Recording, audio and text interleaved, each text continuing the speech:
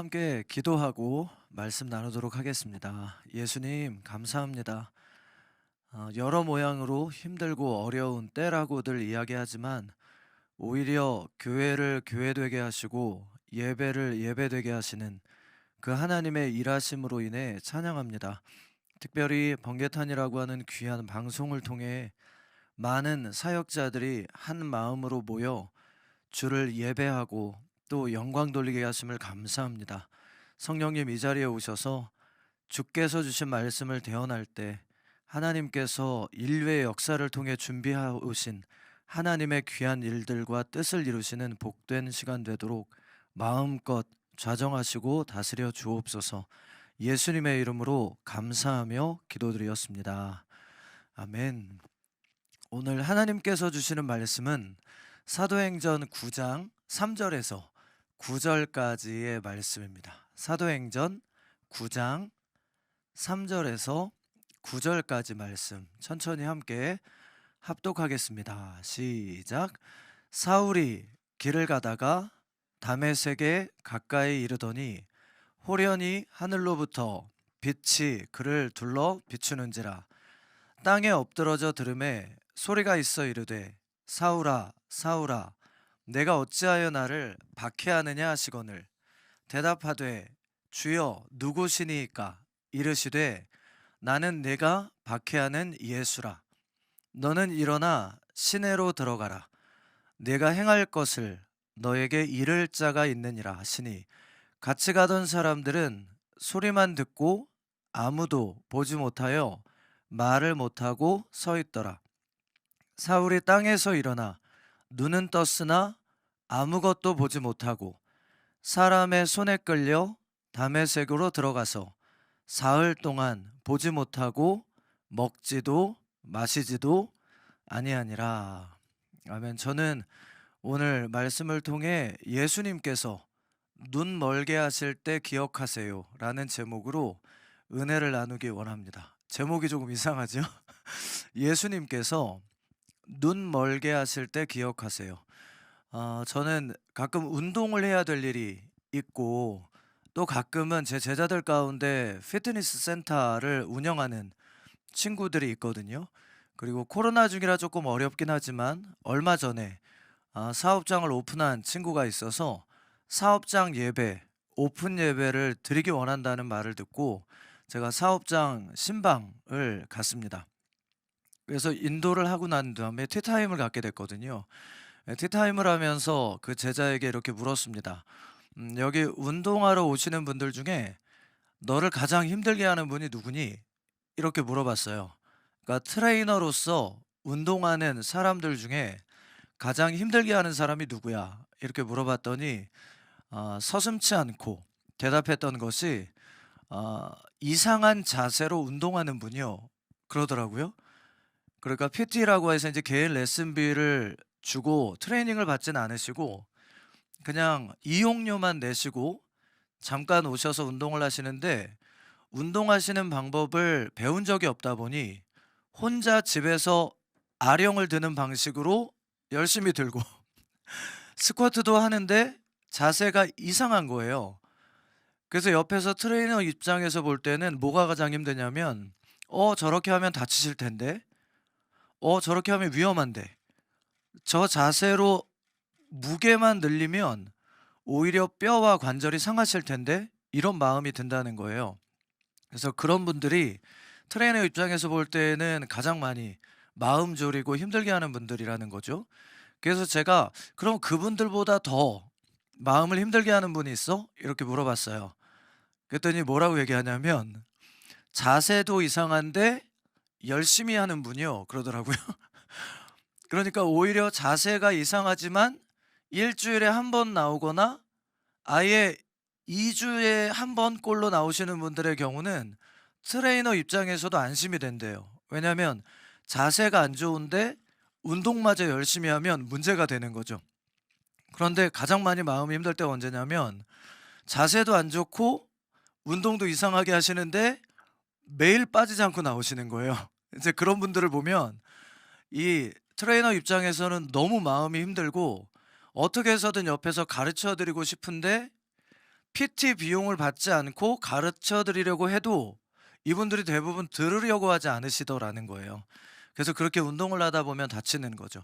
목사님, 갑자기 사도 바울이 부활하신 예수님 만난 말씀 본문을 읽고 예수님께서 눈멀게 하실 때 기억하세요라고 제목을 선포하고는 왜 운동하는 사람 이야기를 하시는 거예요? 사도 바울이 그랬거든요. 원래 바울의 이름은 사울이었죠.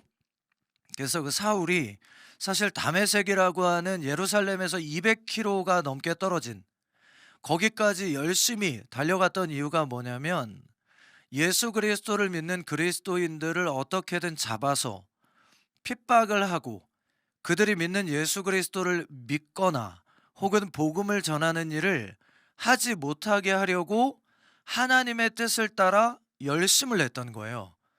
그러니까 바울에게 있어서는 그가 지금 하고 있는 이 일은 나를 향한 하나님의 사명이고 주님이 내게 주신 비전이었기 때문에 열심히 최선을 다해서 해야 되는 일이었던 거죠.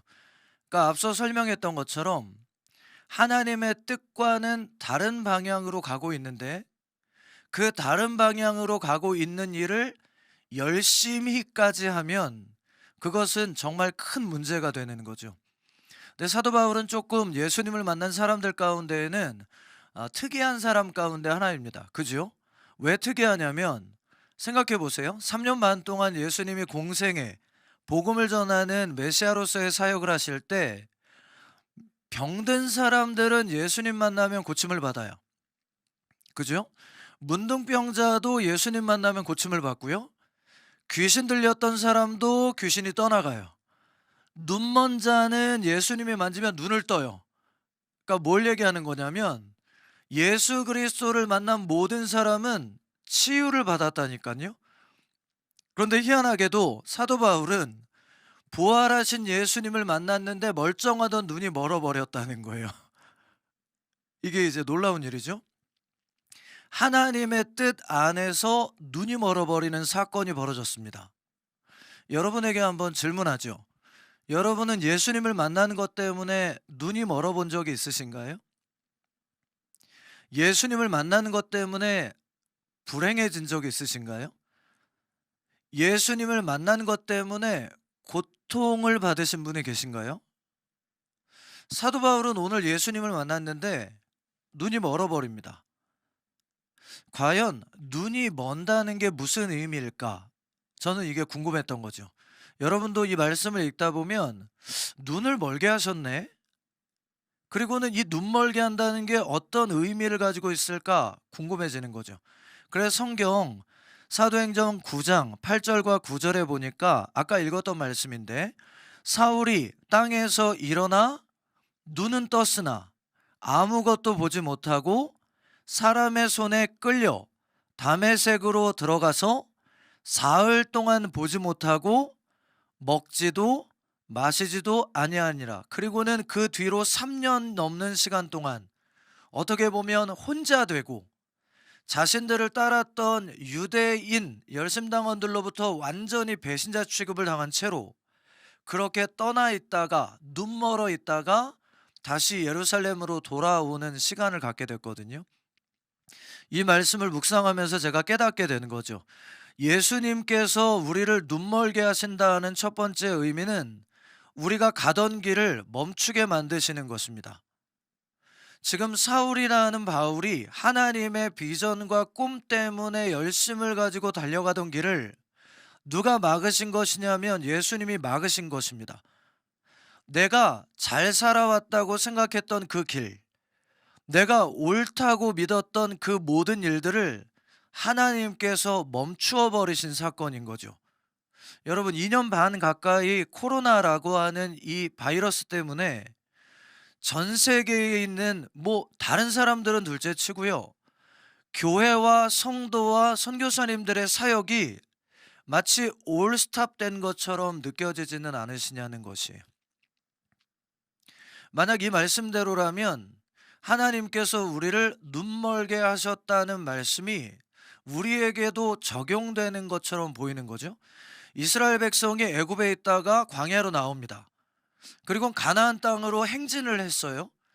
그런데 가나안 땅 딱 모압 평지에 도착을 했는데 하나님께서 그들이 올바로 준비되지 않았다는 것 때문에 그들의 걸어가던 발걸음을 멈춰 버리시고 다시 광야로 돌아가게 만드시고는 40년 가까운 시간을 그 광야에서 완전히 눈먼 채로 머물게 만들어 버리셨던 사건을 생각해 보면 하나님께서 사도 바울의 발걸음을 멈추시고 눈을 멀게 만드신 사건은 어쩌면 지금 현재 전 세계 교회와 성도들에게 하나님께서 하시는 일일지도 모르는 거죠.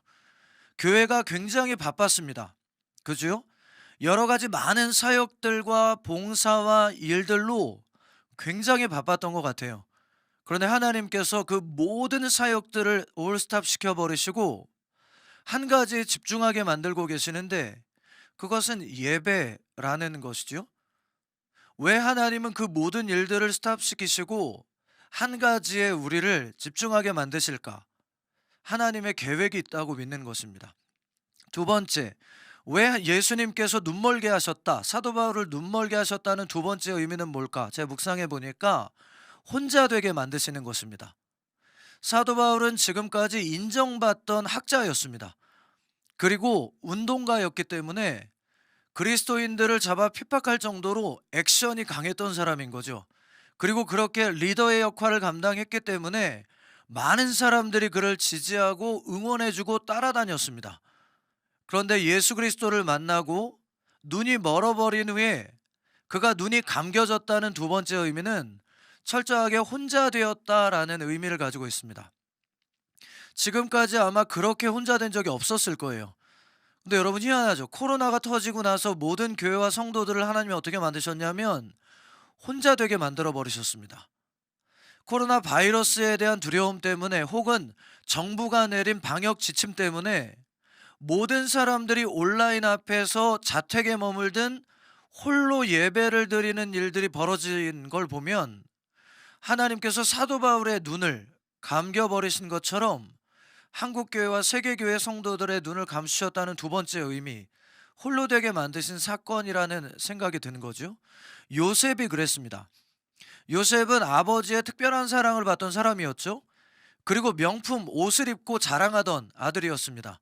그런데 그가 하나님의 꿈을 품고 하나님의 꿈을 품었다는 것 때문에 하나님이 그를 노예로 팔아버리세요. 혼자 되게 만드신 것입니다. 적어도 13년 동안 이상을 그가 철저하게 혼자 된 상태로 눈이 감겨지게 만들어 버리셨던 것, 요셉과 같은 상태겠죠. 사도 바울의 눈을 가리셨다는 세 번째 의미를 제가 묵상해 보니까 내 힘으로는 할 수 있는 것이 아무것도 없게 만드신 상태, 그게 눈을 감겨버리신 상태입니다. 눈이 감겨져 버린 후에 사도 바울은 자기 힘으로 할 수 있는 게 아무것도 없던 거죠. 그래서 아까 읽었던 말씀에 보니까 눈은 떴지만 아무것도 보지 못하는 것 때문에 곁에 있는 사람들이 어디로 가야 될지도 인도를 해줘야 되고 먹을 것도 먹지 못하고 마실 것도 마실 수가 없었더라 이렇게 말하거든요. 내 힘으로 할 수 있는 것이 아무것도 없게 만드시는 상태, 그것이 하나님께서 우리를 눈멀게 만드시는 사건이다라고 말씀하는 거예요. 모세가 그랬죠. 모세가 왕자의 신분으로 세상에 가장 좋은 학문, 그리고 누구와 싸워도 지지 않는 무술 실력, 그러니까 모세라고 하는 지도자는 스스로 생각해도 나 같은 지도자는 없을 거라고 생각했단 말이에요. 그래서 이스라엘 백성, 내 백성을 구원할 준비가 됐다고 믿었고 그는 그의 길을 그의 열심으로 가려고 했습니다.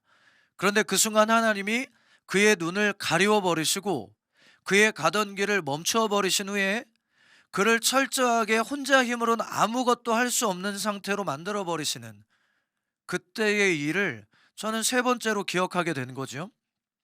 또 눈을 멀게 하신다는 게 어떤 의미일까? 묵상을 해보니까 나의 강함을 약함으로 뒤바꿔 버리시는 사건이라는 걸 깨닫게 된 거예요. 여러분 한번 생각해 보셨어요? 왜 눈일까? 사울이라고 하는 그 제자를 하나님께서 택하실 때 왜 다른 곳들도 있는데 눈을 멀게 만드셨을까? 저와 여러분이 아는 것처럼 사도 바울은 위대한 신학자입니다. 그러니까 신약 성경의 반 이상을 하나님 앞에 대언할 정도로 그는 신학자였단 말이죠. 학자예요. 그런데 이 학자에게 있어서 가장 중요한 강점이 무엇이냐면 눈입니다. 그가 알아야 될 지식들을 내 안에 습득하기 위해서 다른 신체가 다 망가져도 눈만 있으면 자기의 기능과 역할을 할 수 있는 거예요. 그런데 하나님께서 사도 바울의 가장 강점인 그 눈을 완전히 멀어버리게 만드셔서 가장 약한 자를 만들어 버리신 사건. 이게 지금 눈 멀게 하셨다는 사건의 의미인 거죠. 야곱이 기억나시나요? 야곱이 스스로 지혜 있는 자라고 여긴 것 때문에 누구에게도 자기가 원하는 일을 이룰 수 있을 만큼 힘과 실력을 갖추고 있었습니다. 그래서 형한테도 이겼고 아버지에게도 이겼고 외삼촌 라반에게도 이겨요. 지혜로, 속임으로. 그랬던 야곱이 고향으로 돌아가는 길에 형이 400명의 군사를 끌고 나와 죽이려 하니까 얼마나 무서웠겠어요. 도망갈 길을 예비하죠. 강 건너 모든 가족과 재산 다 보내고, 그리고는 강 건너편에서 이제 형이 가족들을 죽이거나 해야 하면 그걸 보고 도망가려고 준비하고 있었는데 하나님께서 갑자기 오셔서 씨름을 하시더니 그 골반뼈를 완전히 부숴버리시는 거죠. 그래서 평생 동안 절룩거리는 절름발이가 됐는데, 그것은 하나님이 그의 마지막 보루였던 강점을 약점으로 뒤바꿔 버리셔서 더 이상 누군가를, 하나님을 의지하지 않고는 살 수 없게 만드신 상태. 그게 이제 하나님께서 행하셨던 사도 바울에게 눈을 가리셨던 상태인 거네요. 그러니까 오늘 말씀대로 예수님께서 눈을 멀게 하신다는 것은 네 가지 의미네요. 가던 길을 멈추어 버리시고 철저하게 혼자 되게 만드시며 내 힘으로 할 수 있는 것이 아무것도 없게 만드실 뿐 아니라 나의 강함을 약함으로 바꾸시는 것. 이것이 눈멀게 하신 사건의 의미였습니다. 이 네 가지의 묵상을 하고 보니 지금 하나님은 전 세계 교회와 사역자들에게 이와 같은 일을 행하시고 계시는 것처럼 저는 느껴지더라고요. 그럼 두 번째 질문이죠. 두 번째 질문 뭐냐면, 그러면 예수님께서 눈멀게 하셨을 때 사도 바울은 무엇을 생각했을까 하는 것입니다. 하나님께서 눈을 멀어버리게 만드신 그때에 3년 가까운 그 시간 동안 사도 바울은 무엇을 생각했을까? 그래서 말씀을 보니까 사도행전 22장 3절로 5절에 사도 바울이 이렇게 고백하는 장면이 나옵니다. 나는 유대인으로 길리기아 다소에서 났고 이 성에서 자라 가말리엘의 문화에서, 이 가말리엘은 누구냐면 당시 왕의 자문 역할을 감당할 정도로 학식에서 인정을 받는 스승이었던 거죠. 우리 조상들의 율법에 엄한 교훈을 받았고 오늘 너희 모든 사람처럼 하나님께 대하여 열심히 있는 자라. 그죠? 잘못된 길로 갔지만 열심히 했던 자라. 내가 이 돌을 박해하여 사람을 죽이기까지 하고 남녀를 결박하여 옥에 넘겼노니 이에 대제사장과 모든 장로들이 내가 어떤 사람이었는지 나의 증인이라, 이렇게 말합니다. 그러니까 사도 바울이 지금 회개하고 난 후에 뭐라고 고백을 하는 거냐면, 나는 눈이 멀고 나서야 한 가지를 깨달았습니다. 그건 무엇이냐면 보는 줄 알았던 내가 올바로 보고 있지 못하다는 걸 깨달았습니다. 올바른 길로 가고 있다고 생각했던 나의 길이 잘못된 길이었다는 걸 깨닫게 되었습니다. 이것을 나의 곁에 있는 모든 장로들이 나의 증인입니다. 이렇게 말하는 거예요. 중국에서 굉장히 유명해졌던 교수 한 명이 있거든요. 여 교수님이신데 이분은 33살에 암이 발병을 해서 1년 4개월 만에 투병을 하다가 이미 천국에 가신 분이에요. 근데 이분이 교수로서 잘 나가다가 암이 발병을 했을 때 이제 죽을 날이 얼마 남지 않았다는 걸 알고는 이분이 같은 중병으로 투병하고 있는 환우들에게 무언가 내가 위로와 격려가 될 수는 없을까 하는 마음이 들었죠. 그래서 항암 일기라는 걸 쓰기 시작합니다. 투병하면서 내가 얻었던 지혜들, 품었던 마음들, 이걸 이제 일기로 썼는데, 그 일기를 혼자 쓰다가 온라인 SNS를 통해서 사람들과 나누자라고 결정을 하는 거예요. 그리고는 매일매일 항암 일기를 올리게 됐는데, 그 일기들이 병과 싸우고 있는 환우들뿐만 아니라 중국에 있는 수많은 젊은이들에게 삶의 방향과 방식을 바꾸는 선한 영향력이 됐고, 그것 때문에 매스컴이 그 교수님을 이 땅을 떠날 때까지 주목을 했던 사건이 있었거든요. 근데 그 교수님이 썼던 항암 일기 중에 마지막 썼던 일기 중에 이 기록했던 내용이 이렇게 기록을 했어요. "시간이 나면 아이들과 조금 더 시간을 보내주세요. 좋은 차를 살 돈이 있다면 오히려 어머니를 한 번 더 찾아뵙고 인사드리고, 어머님과 부모님께 신발도 사드리세요. 달팽이만한 작은 집이라도 사랑하는 사람과 함께라면 더 따뜻하다는 것을 이제 깨닫게 됐어요. 죽어라 평생 동안 돈 모아서 큰 집을 사려고 할 필요가 없다는 걸 이제 깨달은 거죠. 생명이 막바지에 가까워오니까 세상의 명예와 권세, 돈과 사소한 감정들이 함께 가져갈 수 없는 것이라는 걸 이제 깨닫게 되었습니다. 이게 그녀가 남겼던 마지막 글이고, 이 땅에서의 삶에 몰두되어 있던 젊은이들의 삶의 방향을 조금은 다른 방향으로 나아갈 수 있도록 돕는 영향력이 되었다는 것이에요. 사도 바울은 보는 줄 알았던 자기 자신이 보지 못하고 있었다는 것을 깨닫게 된 거네요. 두 번째, 무슨 생각을 했을까 보니까 고린도후서 12장 9절과 10절에 그가 이렇게 고백을 합니다. "나에게 이르시기를 내 은혜가 내게 족하도다.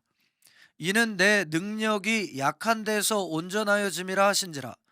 그러므로 도리어 크게 기뻐함으로 나의 여러 약한 것들에 대하여 자랑하리니, 이는 그리스도의 능력이 내게 머물게 하려 함이라. 그러므로 내가 그리스도를 위하여 약한 것들과 능욕과 궁핍과 박해와 곤고를 기뻐하노니, 이는 내가 약한 그때에 강함이니라." 지금 사도 바울이 이 말씀 통해서 두 번째 깨달은 것이 있다라고 고백을 하는 거죠. 그게 뭐냐면 내가 얼마나 연약한 존재인지를 눈이 멀고 나서야 깨닫게 되었다는 것이에요. 결과가 뭐였을까요? 내가 약함을 깨달았던 것 때문에 더 하나님을 의지하는 삶을 살게 되었다, 이 말인 거예요. 어찌 보면 그동안 한국 교회는 하나님께서 주신 축복 가운데 내 힘으로 할 수 있다라고 믿는 마음들이 더 컸을 수도 있습니다. 그래서 하나님 앞에 의지하기보다는 주님이 원하실 것이라고 생각하는 일들을 마음껏 해왔을 수도 있는 것이에요. 하나님을 더 의지했어야 하는데, 우리가 짐작하고 하나님이 원하실 거라고 믿었던 일들을 돈으로 해결하려고 했던 일들이 우리 안에는 있지 않았나 하는 부분을 다시 한번 더 돌이켜 보아야 하는 것이죠. 사도 바울이 어떤 생각을 했을까? 사도행전 9장 11절에 보니까 이렇게 기록을 합니다. "주께서 이르시되 일어나 직가라 하는 거리로 가서 유다의 집에서 다섯 사람 사울이라 하는 사람을 찾으라. 그가 기도하는 중이니라." 이건 누구에게 하신 명령이냐면, 예수님의 제자 가운데 아나니아라고 하는 제자가 있었거든요. 그런데 그 제자에게 예수님께서 오셔서 부탁하시는 것입니다. "내가 가서 기도해 주어야 될 사람이 있다. 그 기도해 주어야 할 사람이 바울이다." 이렇게 되는 거죠. 그때 바울을 모르지 않아요. 아나니아라고 하는 제자가 "어우, 그 바울이 정말 무서운 사람인데 내가 어떻게 가서 그를 위해 기도하라고 하세요?" 그렇게 말하죠. 그 이야기는 뭐냐면 아마 아나니아가 사도 바울의 구원을 위하여 기도했을 가능성이 높습니다. 왜냐하면 하나님은 당신의 뜻을 이루실 때 무언가를 위해 하나님 앞에 같은 소망을 품고 기도하는 사람을 통해 하나님의 일을 응답하시는 경우들이 많거든요. 그러니까 바꿔 설명하면 아나니아야, 네가 그렇게 사도 바울의 구원을 위해 기도했는데 이제 내가 그 뜻을 이룰 테니까 네가 그 뜻을 이루는 통로가 되기 위하여 바울을 찾아가 안수기도를 해라. 이런 말씀이 되겠죠. 그리고 가서 안수기도를 했는데 그때 눈을 뜨는 역사가 일어나게 됩니다. 중요한 것은 사도 바울이 사울로서 다메섹을 가다가 부활하신 예수님 만나고 눈을 멀었는데 그 눈이 멀기 직전에 보았던 장면이 무엇이냐는 것이에요. 그게 부활하신 예수님인 거죠. 그러니까 눈이 먼 사흘 동안 사도 바울은 무엇을 계속 묵상하게 됐을까요? 부활하신 예수님의 그 강렬한 이미지를 눈이 먼 동안 계속 마음에 새겼겠죠. 또 어떤 마음을 품었을까요? 와, 살았구나 이 생각하지 않았겠어요? 아벨을 돌로 쳐 죽인 후에 가인이 하나님을 만났는데 죽지 않잖아요. 그것처럼 부활하신 예수님을 만났어요. 그런데 그는 이미 예수님을 만나기 전에 수많은 그리스도인들을 박해하고 죽이고 핍박했던 사람이란 말이에요. 그러니까 살아계신 하나님을 만났다면 죽는 게 마땅한데 살았어요. 그건 뭐냐면, 아, 하나님이 나를 용서하셨구나. 이걸 마음에 새기게 됐겠죠. 그죠? 사도 바울은 생각했습니다. 부활하신 예수 그리스도와 그 용서하심이 지금 나를 살게 하셨구나. 이거 깨닫게 된 거죠. 여수의 애양원이라는 곳이 있죠.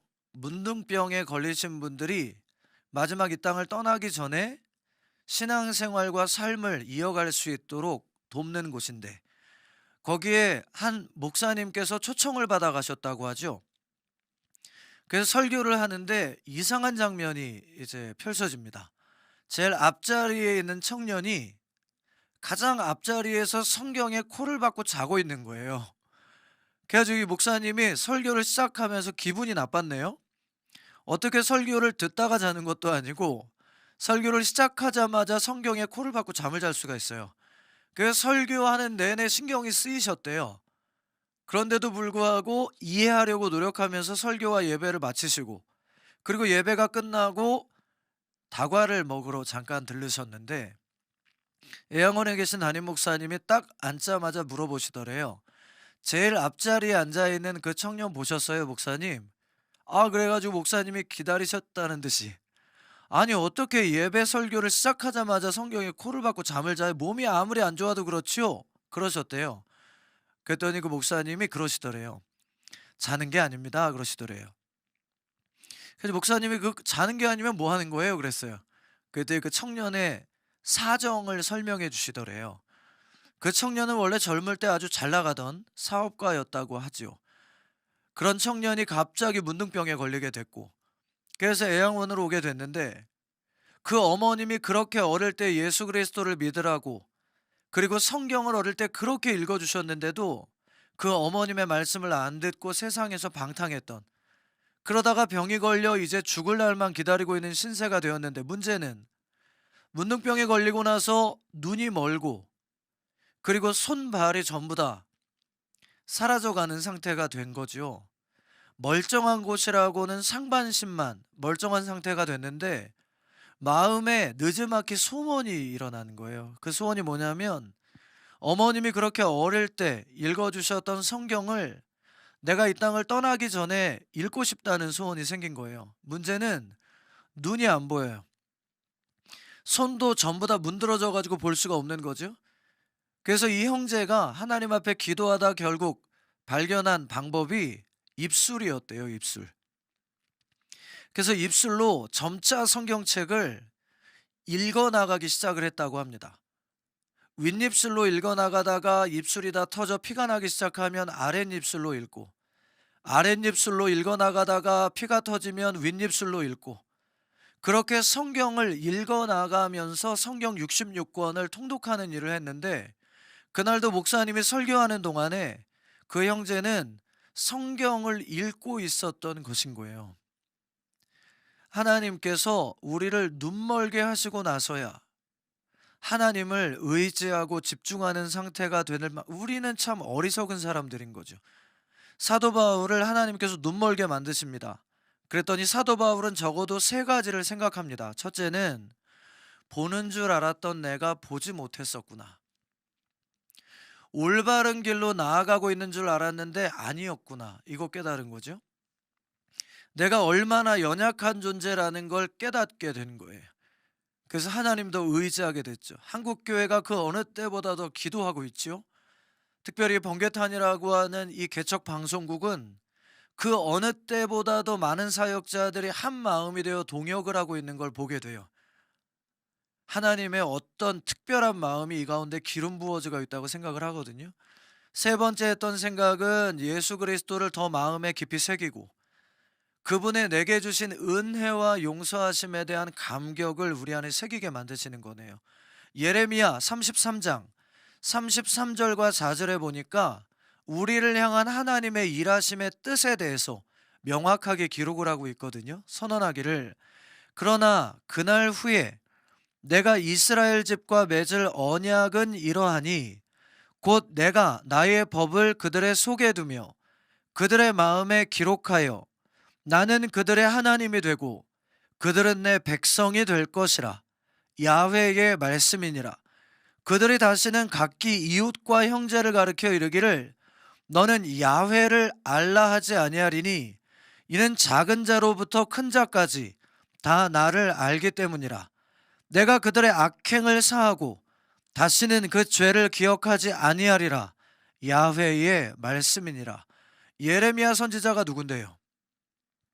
남유다가 멸망을 당할 때 그 마지막 멸망을 당하는 순간까지 돌이키고 회개하라 주의 말씀을 대언하면서 그 죽음의 자리까지 함께 동행했던 순교자이거든요. 그런데 그를 통해 하나님이 선언하십니다. 그 멸망과 심판의 길을 걷고 있는 이스라엘에게 너희를 향한 나의 뜻 소망이다. 작은 자로부터 큰 자까지 나를 알게 하려 합니다. 회복하려 합니다.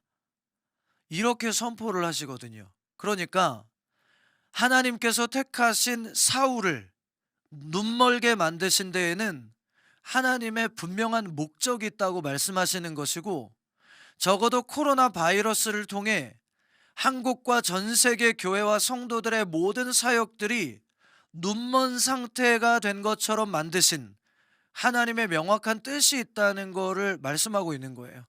그래서 그 뜻이 무엇인가 살펴보니까 눈멀게 하신 이유가 도대체 뭘까 봤더니 고린도후서 12장 2절에 이렇게 선언을 합니다. 내가 그리스도 안에 있는 한 사람을 아노니 그는 14년 전에 셋째 하늘에 이끌려 간지라. 사도 바울 스스로를 얘기하는 거죠. 그가 몸 안에 있었는지 몸 밖에 있었는지 나는 모르거니와 하나님은 아시느니라.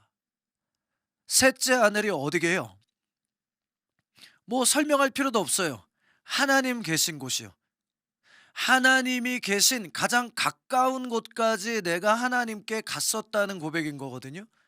그러니까 사울의 눈을 하나님께서 멀어버리게 만드신 첫 번째 이유는 사도 바울이 하나님과 더 친밀하게 교제하기를 원하셨던 거네요. 사도 바울을 향한 하나님의 뜻이 이와 같았다면 코로나로 인해서 2년 반이 넘는 시간 동안 우리를 눈멀게 하신 하나님의 목적이 무엇일까요? 더 친밀하게 만나기를 원하실 그지요? 그러면 질문하는 거예요. 귀한 여러분, 지금 여러분과 저는 하나님을 그 어느 때보다 더 친밀하게 만나고 있느냐고 묻는 것입니다. 코로나로 인해 홀로 된 것 때문에 하나님을 더 친밀하게 만나게 되셨나요? 코로나로 인해 오히려 온라인을 통해 더 많은 예배와 찬양들, 기도들이 울려진 것 때문에 하나님과 더 친밀하게 되셨나요? 그렇다면 올바로 살고 계신 거예요. 그러나 만약 여러분 중에 제 설교를 들으면서 아니요, 코로나 때문에 하나님과 관계가 더 멀어진 것 같아요. 이런 고백을 하고 있다면 여러분은 하나님께서 눈을 가려버리신 목적과는 다른 하나님의 뜻과는 다른 삶을 2년 반 동안 살아오셨을 가능성이 높은 거죠. 하나님이 사도 바울의 눈을 가리셨던 첫 번째 목적은 더 친밀하게 만나기를 원하셨기 때문이네요. 두 번째 목적이 사도행전 20장 23절과 4절에 이렇게 기록이 됩니다. 오직 성령이 각 성에서 내게 증언하여 결박과 환난이 나를 기다린다 하시나 내가 달려갈 길과 주 예수께 받은 사명 곧 하나님의 은혜의 복음을 증언하는 일을 마치려 하면은 나의 생명조차 조금도 귀한 것으로 여기지 아니하노라. 다른 사람의 생명을 해하던 자가 이제는 예수 그리스도를 위해 내 생명을 내어주어도 아깝지 않다, 이렇게 변했네요. 하나님의 계획인 거죠. 더 큰 믿음을 주시는 거예요. 코로나가 오기 전보다 코로나가 우리 가운데 머물러 있었던 것으로 인해 한국교회와 세계교회의 모든 성도는 더 큰 믿음을 갖기를 하나님께서는 원하십니다. 왜냐하면 어차피 죽음이 가까이 와 있는 거잖아요. 그죠? 코로나 걸려본 분 계시잖아요. 얼마나 고통스럽고 주변에 있는 사람들로부터 벌레 취급당하잖아요. 저는 장인 어르신께서 코로나에 감염이 되셨었거든요. 그래서 저는 가족이라는 것만으로, 함께 식사를 했었다는 것만으로 밀접 접촉자가 되어서 보호소로 갔었습니다. 2주 동안을 머물렀었는데요. 저는 안 걸렸음에도 불구하고 저를 벌레처럼 취급을 하더라고요. 제가 만진 그 어떤 것들도 사람들이 만지려고 하지 않고, 내가 먹은 음식, 그것을 쓰레기로 버리는 것조차도 방역복을 입지 않고는 손대지 않으려고 하는, 그리고 심지어 저를 검사하려고 오는 사람들조차도 제가 말하는 것을 원치 않고 가까이 오는 것을 원치 않는 그런 대우들을 보면서 코로나로 인해 고통을 당하는 사람들의 고통이 어떤 건지를 제가 조금은 간접 경험을 했거든요. 그런데 밀접 접촉자가 이 정도니 확진된 분들은 어느 정도겠어요. 옆에 있던 사람이 죽어나가고 그렇게 고통 가운데에 호흡을 못하고, 이런 일들을 의료진들은 매일 보고 있는 거잖아요. 그러니까 죽음이 멀리 있는 게 아니라 얼마나 우리 곁에 가까이 와 있는지를 알게 되는 거죠. 그러니까 지금 현장 예배에 나와서 예배를 드리고, 이렇게 예배를 멈추지 않기 위해서 수많은 사역자들이 예배하고 찬양할 수 있도록 스튜디오를 오픈한다는 것 자체가 이미 생명을 걸고 하는 일인 거예요. 더 큰 믿음이 없이는 지금 이 시대는 예배할 수도 기도할 수도 없는 시대죠. 수많은 교회들이 방역 단계와 싸우고 있잖아요. 국가적으로 방역 지침을 만든 것 때문에 예배 자리에 갈 수 없게 만들고, 백신을 맞지 않으면 예배를 드릴 수 없는 상황들, 그 상황에서 믿음을 지키기 위해서 생명을 걸고 예배하는, 심지어 방역복을 입고 예배하는 예배자들도 있는 걸 보면 지금 시대는 보통 시대는 아닌 거죠. 그죠? 더 큰 믿음을 주시기 원하신대요. 마지막 세 번째 목적이 사도행전 9장 15절에 이렇게 기록이 됩니다. 주께서 이르시되 가라, 이 사람은 내 이름을 이방인과 임금들과 이스라엘 자손들에게 전하기 위하여 택한 나의 그릇이라. 마지막 목적이 뭐라고요? 더 크게 사용하시기 위해서래요. 그 눈을 가리우셨던 시간들로 인해 사도 바울을 하나님은 더 크게 사용하기를 원하신다라고 말씀하시는 거예요. 그래서 저는 오늘 이 말씀을 의지하여 지금 온라인으로 예배에 참여하고 있는 여러분과 한국교회를 위해 선언합니다. 분명히 이 코로나 시대가 올해 종식이 되고 나면 한국교회와 세계교회는 더 하나님과 친밀하게 만나고 더 큰 믿음을 갖게 될 것이며, 지금까지와는 비교할 수 없는 놀라운 사역의 회복의 역사가 온 땅에 임하게 되실 거예요. 두려워하지 마세요. 떨지 마세요. 위축되지 마세요. 오히려 하나님이 행하실 놀라운 일들을 기대하시고, 눈을 가리우셨던 이 시간이 오히려 합력하여 선을 이루실 하나님의 영광이 될 것을 계속해서 꿈꾸어 주시기를 바랍니다. 지금은 하나님께서 우리를 대신하여 싸우시는 시간이기 때문이에요. 참 어려운 때이지만 온라인을 통해서라도 예배의 자리에 머물기 위해서 함께 동행해 주신 여러분 한 분 한 분을 예수님의 이름으로 축복합니다. 기도하겠습니다.